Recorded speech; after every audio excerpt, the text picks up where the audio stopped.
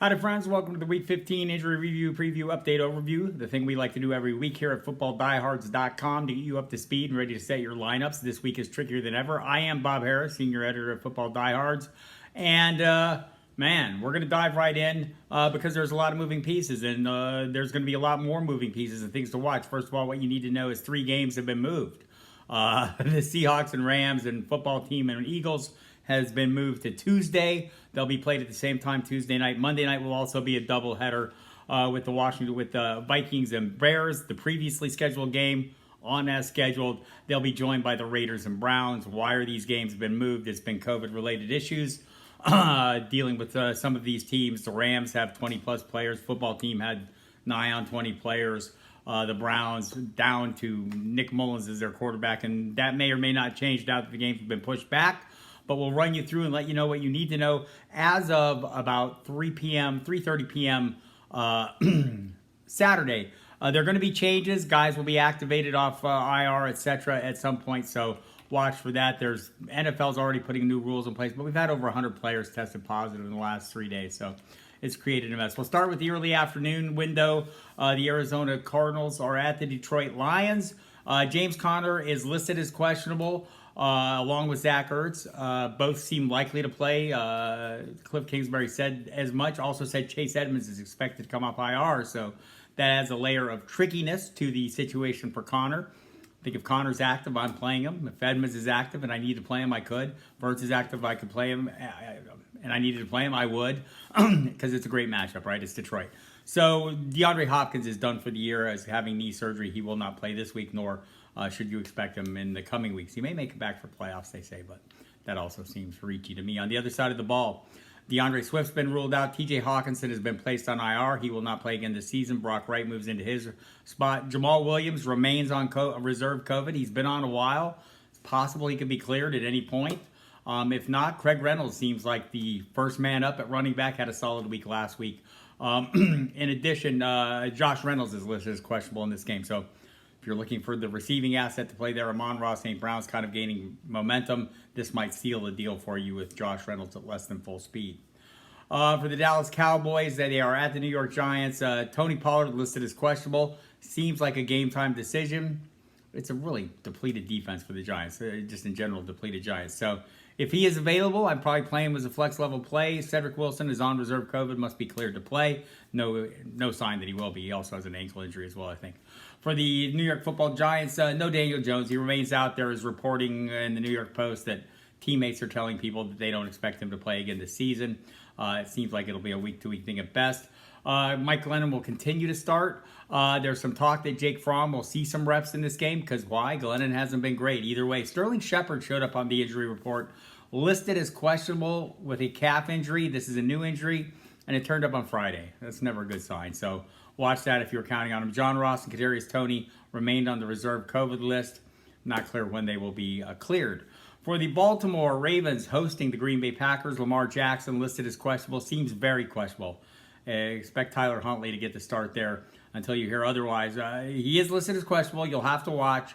John Harbaugh left the door open to him playing, him being Jackson, but he didn't practice all week, including a Friday walkthrough he didn't even take part in. So he has a sprained ankle, was carted off the field. Huntley took over for him. I think they'll be playing Huntley in this one. Along those same lines, Marquis Brown had a non-COVID illness this week. Missed some time in practice. He's listed as questionable. My guess is he'll play. Huntley's had eyes for Mark Andrews and Rashad Bateman last week. We'll see if that continues in this one. On the other side of the ball, Aaron Rodgers still dealing with the toe injury. Not on the injury report. Aaron Jones dealing with a knee and an illness. He missed a day of practice, but he's back and off the injury report at the end of the week, so seems like he's good to go. Marquez Valdez-Scantling listed as questionable due to illness. He seems likely to play. Talked to Bill Huber from SI.com this morning, and he said he was on the field in the open portion of practice doing everything. Equinemius St. Brown, not so much, has a concussion, listed as doubtful. Don't expect him to play. DJ Moore for the Carolina Panthers at Buffalo, listed as questionable. Limited all week in practice. Seems likely to go. Says he wants to give it a try. Not sure he'll be able to, so that'll be something to watch. And Emmanuel Sanders listed as doubtful, not expected to play, basically listed as week to week. At this point, Gabriel Davis moves up in the rotation. Josh Allen had the midfoot sprain, or they're calling it, some people calling it a foot sprain, some people calling it a turf toe, mild turf toe. Whatever the case, he came off the injury report after practicing fully on Friday. So we have that going for us, and that's a good thing to have. For the Jacksonville Jaguars, Urban Meyer was fired. Darrell Bevell takes over as the head coach. Seemed like this was a long time coming. Trevor Lawrence had been kind of getting more outspoken, and a lot of talk that James Robinson will be the primary guy in the backfield. Well, he will this week because Carlos Hyde has been ruled out with a concussion. So that kind of clears the path for him. On the other side of the ball, David Culley had said earlier in the week that Rex Burkhead would not play. Now Rex Burkhead is questionable. I don't know if you want to play any running back here, but Burkhead kind of muddies the water if you're hoping to play David Johnson, who seemed like the leading voice there. If Burkhead somehow is active, maybe you have him, Freeman, Royce Freeman, and David Johnson all in the mix. It would be hard to play any of them, or harder, should I say, to play any of them. Brevin Jordan, the tight end, is gaining a little traction in this offense. He is questionable again this week. Played through the same designation last week. He's been pretty good. Be interesting to see. Late afternoon window, Melvin Gordon, Javonte Williams, both listed as questionable. Thumb and hip for Melvin, knee for Javonte. He had some swelling in the week. Vic Fangio has basically said he's going to play, said Williams is going to play. And the expectation is Gordon plays as well. So I expect to see both of them against the Cincinnati Bengals in Denver. So Mike Boone, the running back, is on reserve COVID. So they need those two to get it done. If only one of them gets the workload, boy, we saw how that worked out for Javonte Williams against the Chiefs. My expectation would be it would be the same, but I think both of them are going to play. Bengals all good to go. They're Joe Burrow, T. Higgins all off the injury report. For the New York Jets at Miami, Michael Carter, designated return from IR. You'll want to watch the late-breaking update section of the site or check the staff rankings. He has not been activated as I speak, but could be at any time. And if he is expected to get a robust workload, according to Robert Saleh. Tevin Coleman's back as well. He's off the concussion protocol. Tyler Kroft could return as well. He's been designated to return. For the Dolphins, Myles Gaskin, Salvin Ahmed come off the COVID list, so they'll both be available to play. Philip Lindsay remains there. Malcolm Brown is designated to return from IR. He has not been set to return, but he has been practicing this week, so that'll be one to watch as well. Like Gaskin, it's when Jalen Waddle on the reserve COVID list would have to be cleared to play. No indication that that's coming anytime soon. The San Francisco 49ers hosting the Atlanta Falcons. Elijah Mitchell has been ruled out of this game. Had the concussion in the knee. Apparently he's cleared from the concussion, but the knee is still an ongoing issue. There's been some swelling. They'll hold him out. Jeffrey Wilson Jr. will get the start. George Kittle had some soreness in his knee, probably just from overuse, right? He's been very busy. He is not on the injury report, so everyone else there, Deebo Samuel, all good to go. Sunday Night Football, Leonard Fournette listed as questionable with an ankle injury. He practiced fully Friday. Bruce Arians said he will play. It's a tough matchup, but you're still going to play Leonard Fournette if he's in the game. Rashad Perriman, just moments ago, learned he is heading for the reserve COVID. According to Adam Schefter, no players were close contacts, so shouldn't be any other concerns there. Monday Night Football. We'll start with the Cleveland game. Baker Mayfield, Case Keenum, Kareem Hunt, Jarvis Landry, Austin Hooper, all on reserve COVID. It's been a little while for Mayfield, so maybe he can test out and be cleared by Monday night. It's entirely possible. Keenum could as well. Hunt has an ankle injury. He had already been ruled out with due to, so he wouldn't expect him back even if he's cleared.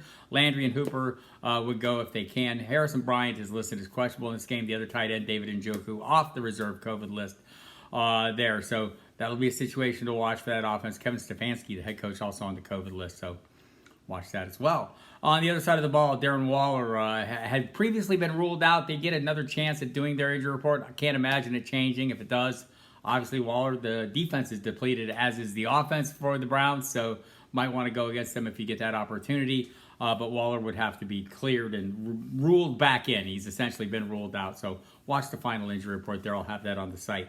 Foster Moreau, been a little nicked up with an abdomen. It seems likely he will play.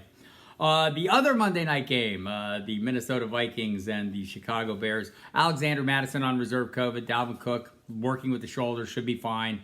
Practicing fully, no limitations. We saw how that worked out for him last week. Pretty damn good. Adam Thielen did not practice all week. He is listed as questionable just a short time ago, so there's still a chance.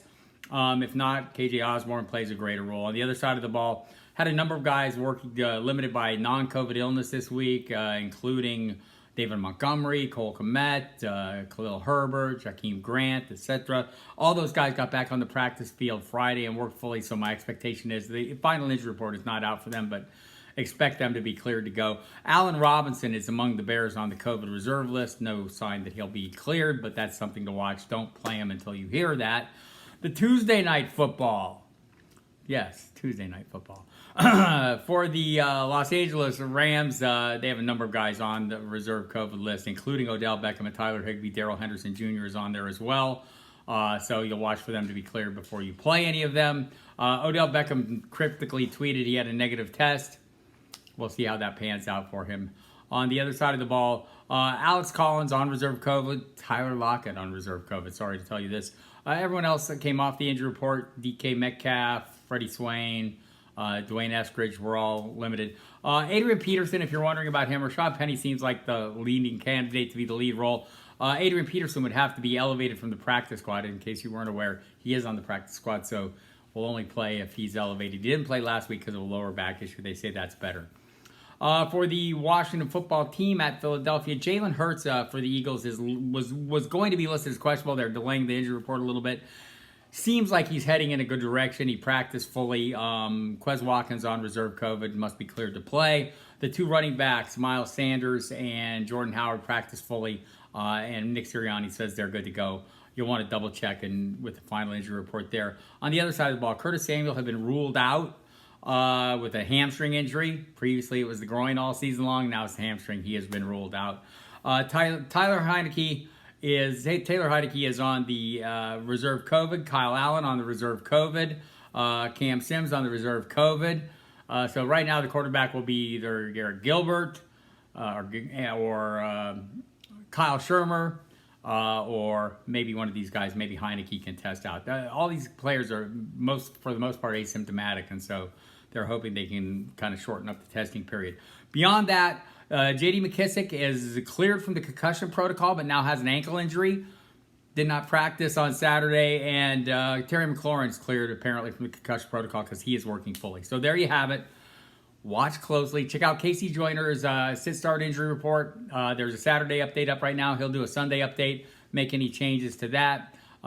Check me out on SiriusXM Fantasy Sports Radio if you're watching this Saturday afternoon, or on the pregame show Sunday if you're listening sometime before the game.